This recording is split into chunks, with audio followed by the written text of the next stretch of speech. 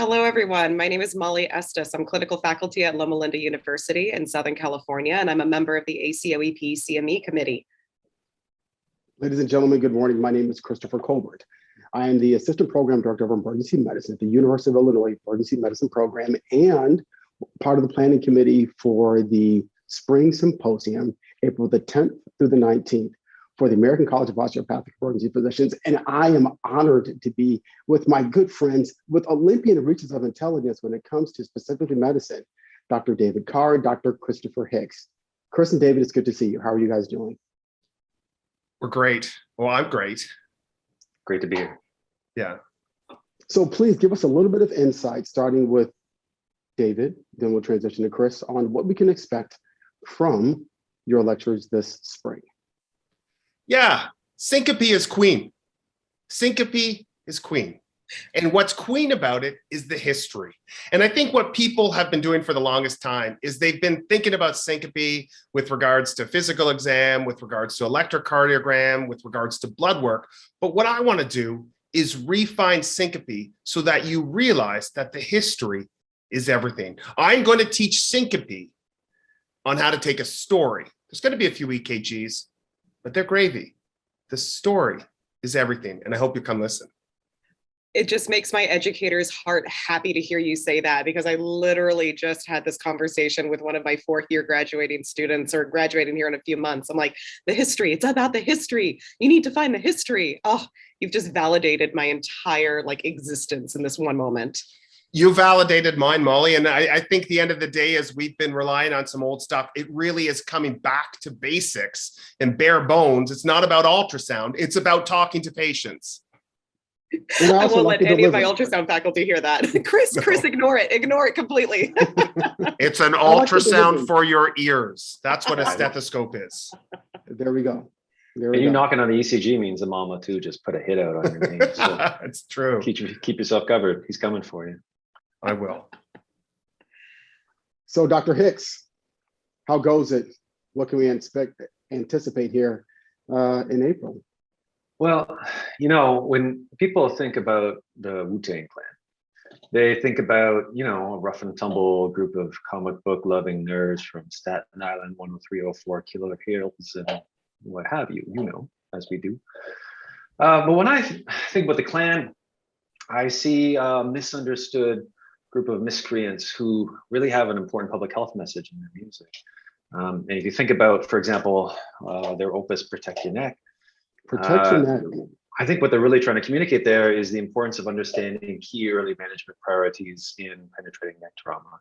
And so for me, that song and many songs and albums like it was an impetus to discuss those severe neck injuries, the key sort of first 10 to 15 minutes, not of the sort of scratch the neck, but the patient who's hemorrhaging to death from a deep penetrating neck injury. That's one of those few emergency medicine cases where the minutes and seconds really, really do matter, and the decisions you make can save a life. So we're going to be talking about that, and we're going to try to navigate the waters of a very, very challenging clinical trauma case. Protecting the neck in the ED and how we can manage that will be an excellent delivery by Dr. Hicks, and in reference to syncope by Dr. Carr. So we're going to transition here. Now, mind you, ladies and gentlemen, we have interviewed these individuals quite often. So I have to come up with something new each time, something new, so we can dive a little bit deeper into the thoughts of these two physicians. So I've done a little bit of a picture and image. You're going to see something, tell me what comes to your mind. We're going to see something, gentlemen, tell me what comes to your mind. So we're going to practice. Probably the worst Marvel franchise to date. I'm just happy we don't have real spiders in Canada. We have daddy long legs. Nothing here. Nothing. Really? Yeah, we have nothing. It really is the superior country is what you're just trying to subliminally message in there, because I literally have probably about 20 black widow spiders on my back porch right now. Yeah, we have Australia that. is on the phone right now. Yeah, exactly. We now have that. Canada shipped them all to Australia is really what happened. Dave, you're up. I don't know what that. With global it's a penetrating warming, neck injury. It's a penetrating neck injury. With global warming, which is a health crisis, we have had like ticks and heat and everything moving further north, and hence we're getting that now. It used to be only like scam labs diagnosing it. Now there's actually Canadians with Lyme disease. It's Yeah, new. thanks, America, once again. Cheers. And since we're talking about great things from Canada, boom, There you go. Superman. I'm coming here with it again. And insulin, ladies and gentlemen, did you know insulin is our gift from Canada? Didn't know that? 100 years ago at my Free. hospital, Banting and Patent Best free. did insulin. So I'm feeling very nostalgic. I wasn't around then, but it's helpful. It's a good drug. It's very useful. Here we go. Now I'm getting emotional. From Canada, thank you. He also was the founder of University of Kansas basketball team and made the rules. James. Yeah. We still play with peach baskets up here. I was gonna know say, that helps my rebound you game have- a lot. In Canada, we have these things called heritage moments. I have to send you a clip of them at some point, but it's like meant to, it's on like, because we're like a police state here in Canada, we have these propaganda videos that circulate on our television to remind us of our Canadian heritage. And one of the heritage moments, it's true, they actually exist. We'll look them up and send them to you. And one of them is the heritage moment about the peach baskets, the advent of basketball. We have to send it, and maybe one of us will The include other it one in our is presentation insulin somehow. too, Chris. Yeah, Chris, exactly. you are such a heritage person, Dr. Colbert. Like you're just finding these like things. I think you had an in. I did. I'm just dying. I'm just dying. Final image. Name three. 2019. Name three people. Yeah, Pascal, Well, yeah, Kyrie. I think I see Kyle. Yeah, Yeah, I know it's Kyrie. funny. And Freddie Van Fleet, And who I Freddie, think is my from boy. There Illinois. we go. He's from your Yes, he is. state. First Canadian team to win a title. What a moment that was. Is it Van Vliet or is that Drake nudging in the conversation, pretending to be part of the basketball team?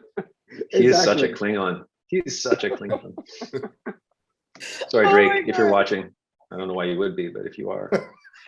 This is I always love it great. all. Love This it is all. always great. Ladies and gentlemen, in addition to these amazing topics of conversation that have nothing to do with medicine, they're brilliant physicians. If you haven't seen it or followed them on Twitter already, it's well worth it.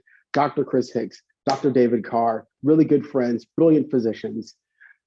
It's great always to have this conversation. And we look forward to your presentations that will be digitally offered at the Spring Symposium, April the 10th to the 13th. Molly, take us out. Oh man, cannot wait to see you all there. It's going to be so much fun to be back together in person again. One more time, April 10th through the 13th. Register today. We will. That's very cruel. No, the Molly, he can't do that. No, You he can't totally put can. DeRozan in your closing. That's not cool. No, it's perfect. It's actually perfect. Like I have nothing interesting to say. The end.